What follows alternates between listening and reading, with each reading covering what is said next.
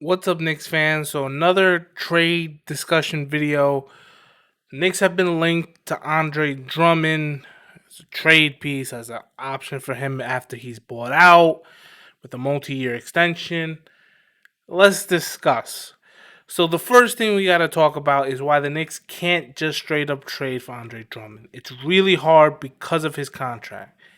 He makes $28 million. You only have $17 million in cap space.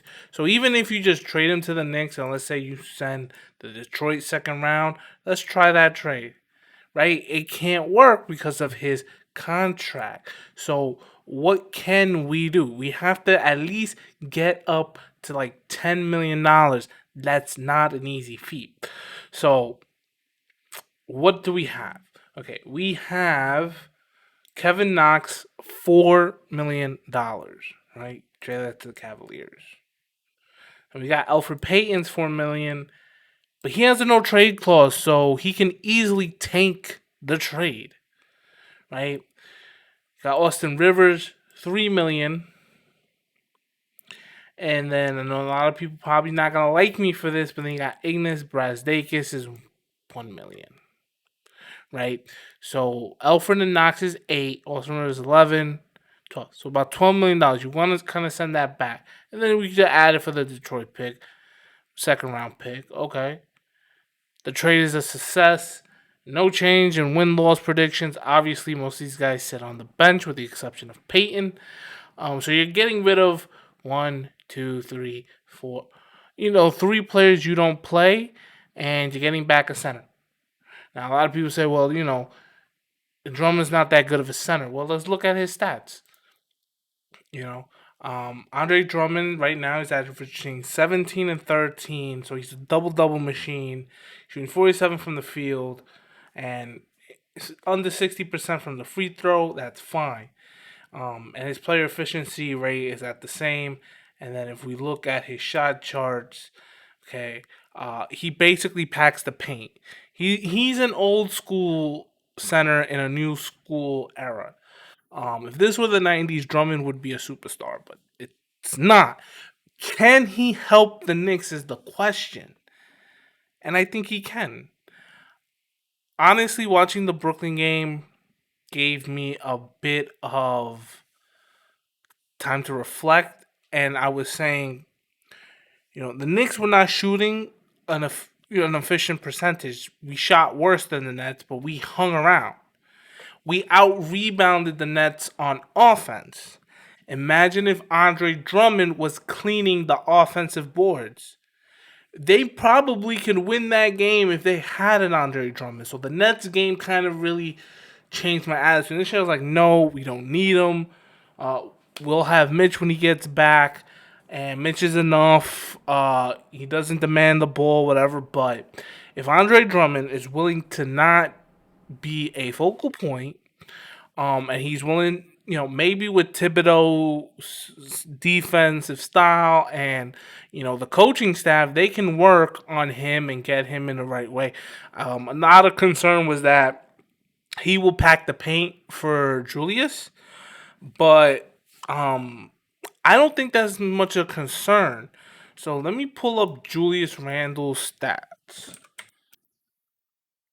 and let's look at his shot chart for this season. Julius is hitting from all over the place. So while Drummond will primarily pack the paint, we know Julius likes that baseline side, and I can see that if Drummond is on the team, he's stuck to the paint, and his defender will go. But if Julius gets double teamed, maybe even triple teamed, but he hikes up a shot, Drummond's there to clean it, and I think that's where he is useful. My hesitation to Drummond is just, well, then what becomes of Mitch? What do we do? What do we give up when he is outright a free agent? He's outright a free agent this offseason, and I'm like, yeah, he could help. I'm against it in that I don't see the point in trading for someone who will be a free agent and I can just negotiate a contract with. But we shall see. And I mean, who knows? Maybe he does want to play for the Knicks. Maybe he doesn't. Maybe he wants to ring chase and he goes to the Lakers and the Nets. I really don't care. Um. So, but again, it's very hard to trade for his contract as is, which is why I don't blame the Knicks for not having pulled that trade. You're you're gonna trade all this for that guy. Now, granted, Rivers, Knox, and Brazdeikis sit on the bench, right? They sit on the bench. They don't contribute. So I'm never gonna lose sleep. But trading Kevin Knox and Alfred Payton, I think, are bad because they could be used in other trades that would help improve the team in other areas. And so you lose them as trade assets. You reduce the trade assets you have for Andre Drummond. But where else can you improve? What else can you trade to improve? Because you had to give up all this just to get enough salary cap space for his massive contract. So that's why I think the Knicks have not made the trade. It's just the way it works cap wise doesn't move. If he wants to come here, he gets bought out by Cleveland, comes to the Knicks, and the Knicks can work out an extension that's cap friendly that leaves room to sign a superstar. He's not a superstar. He made a few All-Stars, but he's not a superstar.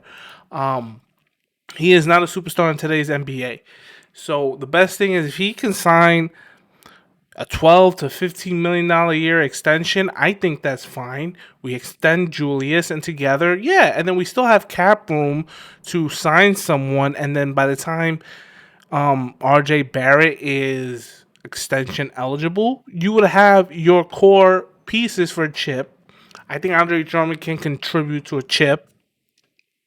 Again, double machine, and like I said, let's pull up team stats. Knicks shot 40% to the Nets 15, but they out rebounded them on offense. So imagine if an offensive rebound was going to Andre Drummond, who's more of a bucket in the paint than a Nerlens Noel or a Taj Gibson. I think that would have put the Knicks over the edge in that game. So I've had a reevaluation of Andre Drummond as a piece on the Knicks. I think it is feasible with Julius Randle. Again, Julius Randle has extended his range where he's mostly operating around the paint. He's not really operating in the paint as much as he used to.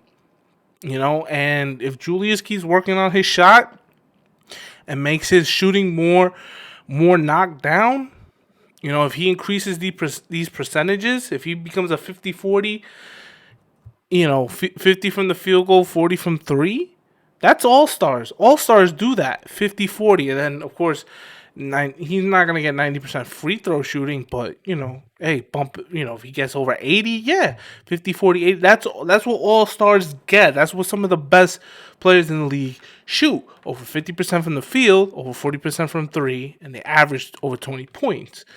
So I've had a reevaluation on this. I think, again, my hesitation is I don't want to give up assets. His contract is too big to fit in, even with the Knicks cap space. And why trade for someone who's going to be a free agent? Whether he's bought out or just free agency next year in the summer. He's going to be a free agent. So I don't see the point. He's only 27. He will fit right into the Julius Randle timeline. And again, if he signs a reasonable multi-year extension, I would say $15 million per year. Right? Maybe bump it up to 18. That's a decent contract. It's a movable contract should he ever become unhappy.